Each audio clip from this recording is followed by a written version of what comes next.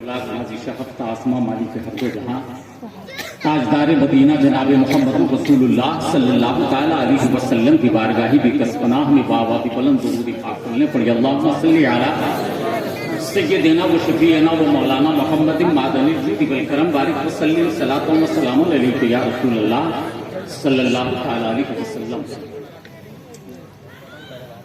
بہت زمانے کے بعد مدرسہ سراج الاسلام کے سالانہ اجلاس میں حاضری ہو رہی ہے اور تمام علماء کرام جو ہماری جماعت کی ریڑھ سمجھے جاتے ہیں، مسلک اعلیٰ حضرت کے تمامی علم بردار اس وقت ممبر نور کے جوابدار ہیں۔ فاضل گرامی حضرت علامہ غلام یاسین صاحب قبلہ فیضی نے میرے حوالے سے جو کچھ بھی کہا یہ ان کی محبتیں ہیں، انہیں یہ میرے بڑے سینئر ساتھیوں میں ہیں، ہم ان کے بہت چھوٹے رہے ہیں، مگر ان کی دعائیں شفقتیں ہر دور میں ہمارے ساتھ رہی۔ اللہ تبارک و تعالیٰ ان کی عمر میں برکتیں عطا فرمائے۔ اب اس وقت نہ تبصرے کی گنجائش ہے نہ تعویل کی گنجائش ہے، بس سلیقے سے آپ بیٹھ جائیں تو بات بہت سلیقے سے آپ کے درمیان میں اس فہرست عظیم کو رکھنے کی سعادت حاصل کروں گا جسے اراکین اجلاس میں طے کیا ہے، اور جو لوگوں نے ترتیب دی ہے وہ ترتیب و پیشکش آپ کے درمیان رکھنے کی سعادتیں میں حاصل کروں گا۔ اس لیے بس ان دو مصروں کے ساتھ آغاز کر رہا ہوں کہ بہاریں جھومتی ہیں نور کا ساون مہکتا ہے۔ محبتوں کے ساتھ بہاریں جھومتی ہیں نور کا ساون مہکتا ہے اور نبی کے ذکر کی خوشبو سے ہر آنگن مہکتا ہے۔ نبی کے ذکر کی کیا مغربور میں صرف شاعر پیدا ہوتے ہیں؟ یہاں کے لوگ شعر نہیں سمجھتے ہیں کیا؟ اگر سمجھتے ہیں تو سبحان اللہ کہہ دیجیے۔ آپ جیسے شاعروں کی توہین ہوگی یہاں کی، آپ اگر سبحان اللہ نہیں بولیں گے تو صرف یہ کہوں گا کہ صاحب یہاں شاعر ہی پیدا ہوتے ہیں، لوگ شعر نہیں سمجھتے ہیں۔ اس لیے میں بھی جھارکھنڈ سے تعلق رکھتا ہوں، میری بھی عزت بچائیے کہ بہاریں جھومتی ہیں نور کا ساون مہکتا ہے اور نبی کے ذکر کی خوشبو سے ہر آنگن مہکتا ہے۔ اور سراقہ سے کہا سرکار نے ہجرت کے موقع پر، سراقہ سے کہا سرکار نے ہجرت کے موقع پر کلائی میں تمہاری سونے کا کنگن مہکتا ہے۔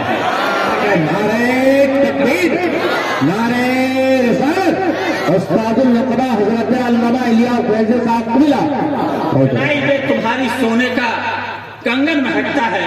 اور جہاں پہ جا کے بیٹھی اٹھنی شاہد و عالم کی، جہاں پہ جا کے بیٹھی اٹھنی شاہد و عالم کی، ابو ایوب انصاری کا وہ مسکن مہکتا ہے۔ انصاری ہی تو ہو میرے بھائی، ذرا زور سے تو سبحان اللہ کہہ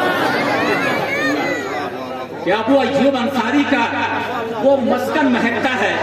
اور لعاب پاک جس برتن میں ڈالا میرے آقا نے، لعاب پاک جس برتن میں ڈالا میرے آقا نے، جناب حضرت جابر کا وہ برتن مہکتا ہے۔ جناب حضرت جابر کا وہ برتن مہکتا ہے۔ بہاریں جھومتی ہیں نور کا ساون مہکتا ہے۔ حضرات یہ مدرسے کا سالانہ جلسہ ہے۔